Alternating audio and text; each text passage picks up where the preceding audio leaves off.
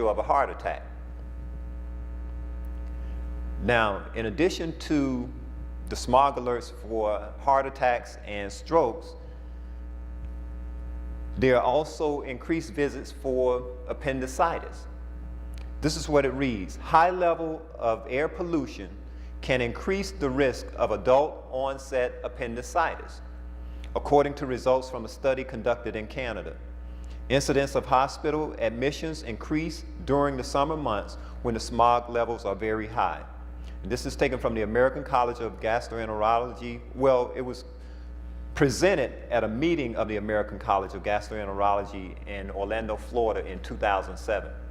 And so we see why it's very important where we live, but also how well we're taking care of ourselves, because some right now you don't have a choice in terms of living within the city in a crowded area where we have poor air quality and so on and so forth. But that's why it's real important, or very important, that we make sure these other laws of health that we're following. The other 8 laws in addition to air itself. Our nutrition can play a very important role, and that's why I mentioned that earlier. Nutrition can help, because poor air quality can sometimes, especially when it's highly polluted air, can cause inflammation in our bodies. But when we're taking in a great amount of fruit, vegetables, and other items that are high in antioxidants, they help the body to deal with this inflammation. So that's important, as I mentioned to you, to make sure that when you're sitting down and you're talking with someone, doing a consultation with them, to let them know, for right now, like some of us are stuck in this situation, but have them consistently following those other laws of health that we have learned. And that can somewhat make up for the difference until they can do better. Another disease that they found, or condition that is aggravated by high smog levels, is arterial or atherosclerosis. It says new epidemiologic evidence suggests that long-term exposure to air pollution can lead, and often does lead, to atherosclerosis. Atherosclerosis is merely the hardening of the arteries. And the reason being why that actually happens, anytime there's inflammation in the body, especially in the arteries itself, the body does what it should do. It signals for the liver to produce more of what's called LDL cholesterol, what we term bad, which we know that LDL cholesterol in and of itself is not bad. It is when what? The numbers are elevated that it is bad. Now, when it signals the the liver to do this, what it is doing is going to the area where there's inflammation. LDL cholesterol actually can help to heal inflammation in the arteries. But what will happen, there becomes a buildup of the LDL cholesterol in that particular area, which in turn will lead to clotting or clogging in that area. And that's because as a result of inflammation in the body or in the arteries itself. And this is taken from the February 2005 issue of Environmental Health Perspectives. Now, what were the 4 conditions or diseases that I mentioned to you that can result or that are aggravated by pollution or smog or poor air quality? How many remember those? I heard stroke, heart attack, appendicitis, correct, arterial sclerosis. Very good, very good. You see, sometimes there can be people actually following the laws of health as best as they know, and some of them actually following these to a very good point. And you're still wondering, well, why are they having problems with their arteries? But then you look at the total picture, their surroundings in terms of where they live. It could be other situations as well. But you want to look at every factor in doing a process of elimination and dealing with those people. The little things that sometimes you will overlook, may be that very thing that's causing the problem. And in this case, you know what? It can be considered a little thing because sometimes you cannot see the actual pollution that's in the air. You don't actually see it, but yet it still is doing great damage and great harm to the ones that you're helping.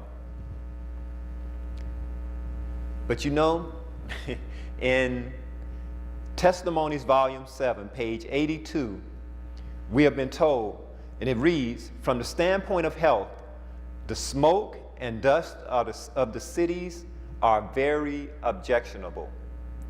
That's page 82, Testimonies, Volume 7, page 82. Reading also from the same volume, page 83, this is why we're given the cry, out of the cities. And she repeats that, out of the cities, out of the cities. This is my cry to God's people. And we can see clearly why. The air quality, for one, as we've been told, the noise, for one, it's just an environment that makes it very difficult, but it's not an environment that's conducive sometimes, oftentimes, for good health. Not only good health physically, but good health spiritually and even mentally as well. I mean, the stress sometimes of the city itself can be an extra challenge to just the other challenges in life. So that's why we have been told and reminded, God's people, as best as possible, and as things are going on even now, as soon as possible, need to find themselves as far away from the cities as they can. And we know what we do. We go back into the cities to work the cities, but we find that we no longer find ourselves stuck within them. The question is, well, why out of the cities? I think we discussed it. It's pure, fresher air, but to move out of the cities isn't so much just for the physical benefits. Character building as well. Being out where we're not as distracted by the things that go on within in the cities itself, the billboards and so on and so forth. It helps us and puts us more in touch with our Creator and all of His creation as well. You know, I was telling someone, they asked us where my wife and I live, and I told them, you know, God has blessed us with 4¼ acres, and we're about 45 minutes outside of Atlanta itself. Now, the city, I will tell you, is very much catching up with us, but we still have somewhat of a respite. You go down the major road, a thoroughfare, and they built, I think, 3 schools. They built a big shopping plaza. But when you turn off that major road, you go down a dirt road. We live off a little dirt road. And it's almost like it's just a little sanctuary back down off in the woods off this dirt road where we live. And thus far, no development has come into that area. I know, and I'm not crazy, I know that won't be forever, but for now, trust me, it is a tremendous blessing. So we're glad to be where we are for right now, but we're looking to move possibly, if the Lord so wills, and that's what I should say, if He would have us to do that, maybe even a little further out. But our ministry is such that we still come back into some of the city areas and work with some of the churches there in the area, especially trying to work with some of the First Day Brethren as well. So we try and keep that in mind and keep that in our focus. Moving out of the city isn't for our own protection. It is to help build us up spiritually, mentally, physically, but not just so much to isolate ourselves. Now, let's look at the air quality in our homes. Some of our homes are actually sick. They're actually sick, not in a literal sense, but they're breeding grounds for many of our sicknesses. Why? Let's start first with our air fresheners. How many have the plug-in air fresheners in our homes? It's okay. It makes the home smell good, but some of these same air fresheners, lead poisoning from our scented, how many have the scented candles? From our scented candles can cause lead poisoning. The scented candles can cause lead poisoning. These candles, from what the study is saying, they are dangerous for infants, for small children, and for pregnant women. I repeat that. Air fresheners, can cause lead poisoning, especially from the scented candles. And they're dangerous for infants, for pregnant women, and for small children. There's a gas that is given off, especially in the homes where there are basements, and that is called radon gas. You may have heard of that. Have any of you ever heard of radon gas? R-A-D-O-N. What they found is that some are suffering from lung diseases, and the radon gas itself can actually cause lung cancer. Now, there's an 800 number that you can call, and they can come out and do tests in your home for radon gas. Some people are finding themselves just constantly not feeling good, lightheaded, and so on and so forth. The radon, from what little I understand, can actually be in the soil. Even though you may have a concrete slab poured on your basement, it can seep up through that.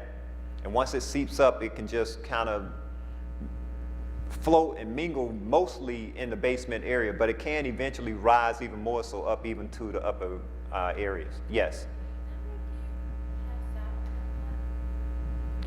It can make you dizzy, yeah. Now, there may be other factors as well, and as I go through this, because I have about 6 others that I want to share with you, you can use a process of elimination. It may be one of those, or it may be a couple of those. If you find these things that are actually going on in your home, it's a reason that you would want to be concerned, very concerned. The next is carbon monoxide. Now, carbon monoxide is odorless. You don't smell it. Just like the radon, you don't smell that as well. That's why you need to have someone come out to the home and do a test for it. But carbon monoxide can actually cause death. Some pesticides that we use, studies on, yes? Very good point. I'm glad you mentioned that. My sister mentioned for carbon monoxide, there's a monitor that you can use. I've actually seen those. You can plug, some of them you can plug right into an electric socket, and some will have a battery backup. I suggest that you would get one with the battery backup as well. And what they will do, if there's a level, a dangerous level of carbon monoxide in the home, it will start to beep and flash. Some actually talk now. They will tell you actually what the warning is. Some will actually say carbon monoxide, some will say smoke, because they're a combination smoke detector, carbon monoxide detector, and so forth. So that's something you want to make sure that you're very much aware of. But I mentioned to you pesticides. There's a strong correlation with pesticides and Parkinson's disease. Studies are just now coming out showing that. That's one of the major causes. It's not the sole cause of Parkinson's disease, but there's a strong correlation there. Now, some of our household chemicals. Some of these we need to be very careful with when we're using them. Say, for instance, if you're cleaning your oven or cleaning, well, I'll just start with the oven. When you spray it, you shouldn't spray certain chemicals in a warm oven anyway, because it produces fumes. And those fumes can cause you to pass out sometimes almost immediately. And if there's no one around, that can be a potentially fatal situation. So you want to be leery of that. Even when you're cleaning the top of the stove where it has pilot lights beneath, there's a section on there that will get hot, and when you're spraying that with a certain chemical, I've experienced it. I haven't gotten lightheaded from it, but once my wife was in the kitchen and she was cleaning, and she was spraying the stove, and there was just a strong ammonia and some other odor that I don't know what it was. But I opened the windows and told her, you know, you never spray on a hot area with any type of cleanser like that, because it gives off some potent fumes that can be lethal actually, just depending on the person and their health condition. So you want to be aware of that. Some combustion gases such as nitric oxides, sulfur oxides, and these mainly are given off from the small portable kerosene heaters. Are you all familiar with the kerosene heaters? They can give off these gases. I didn't know this, but chimneys can as well, can give off carbon monoxide, especially if you don't keep that chimney properly clean and ventilated. Thank you. Also our furnaces as well. So just the little things in our homes that we don't think of can be potential